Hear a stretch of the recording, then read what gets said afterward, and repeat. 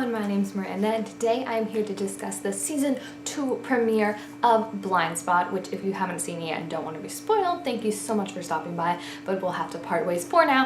After you see the episode, you can come back and then watch it because I don't want to spoil anything for you. So bye for now, non-spoilers. Blindspot was probably one of my favorite shows of last season, like new shows, and I feel like it kind of tapered off a bit towards the end, just getting confusing and like what can we trust, what can we not trust, what's the truth, what's made up, and it was kind of falling apart for me.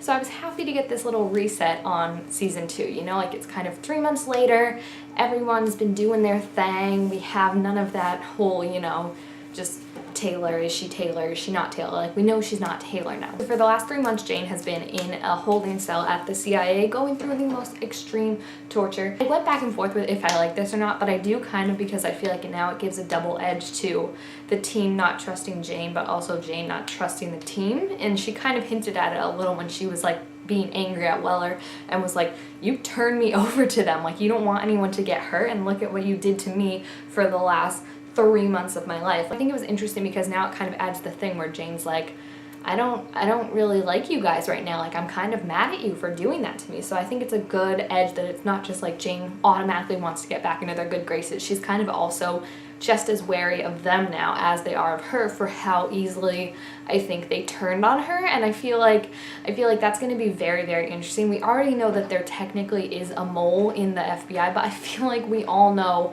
my money isn't being on the new girl. I don't remember what her name is, the one from the NSA, because I feel like it's obviously not going to be any of the people we know. Like that would just be dumb because they would have said so much beforehand when Jane was doing stuff, you know? They'd already been threatened with things and stuff like that, so obviously it's not going to be them. So it's either her, who I'm strongly suspecting it's her, or it's the FBI director. It's obviously one of those two, so this whole like, oh no, is it Patterson? Is it Kurt? Like, unless like one of them is being brainwashed, it's not them. But maybe one of them is being brainwashed. I wouldn't put it past it on this show. What was really great though about getting this whole reset was that we finally started to get some of the answers we have so desperately been craving. First of all, we met Luke Mitchell as Jane's brother, which I thought was such a good twist. He was described in one newspaper as a sociopath, but I didn't really get the sociopath vibe from him. I don't know, I mean, he did kill a lot of people, but really, who hasn't on that show? And if that's how we judge sociopaths, then they're all sociopaths.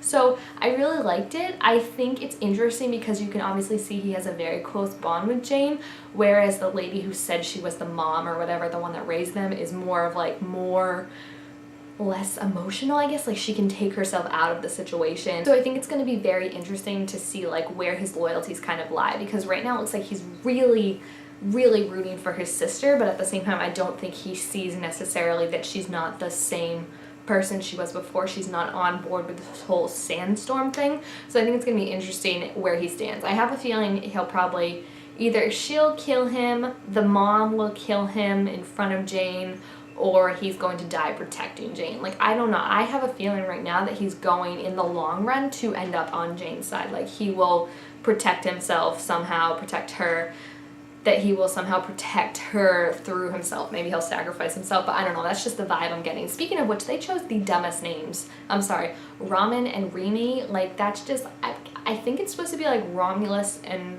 the 2 wolves from Rome, but like, they fought a lot, and like I think they ended up like killing each other or something like that. So I feel like there's a better name you could have picked for your brother and your sister, like maybe like Mary Kate and Ashley, Donnie and Marie, like maybe just not the siblings that ended up killing each other. So that was cool, but at least we got to realize her real name now. We know she's not Taylor Shaw, and she was also kind of pissed at Kurt, which I like, for being like, why didn't you tell me? Like, you're saying it's my fault for not being Taylor Shaw, but you're the one that had like this evidence that maybe I wasn't Taylor Shaw, and you were always the one that was like, no, you're Taylor Shaw, like made me really believe in who I was and want to be that person. So I do like, I have to say that like it's not just Jane like being on her knees begging all of them to forgive her and stuff like that. And it's the one, Zapata needs to cool her guns, because like Reed, I like that he's kind of the one that's like, I almost feel bad for her, like she has no autonomy, it's everyone using her as a pawn. I want Reed and Jane to be like bros now, for him to just like look out for her and be like, you know, I get it, it's not the best, but I get it.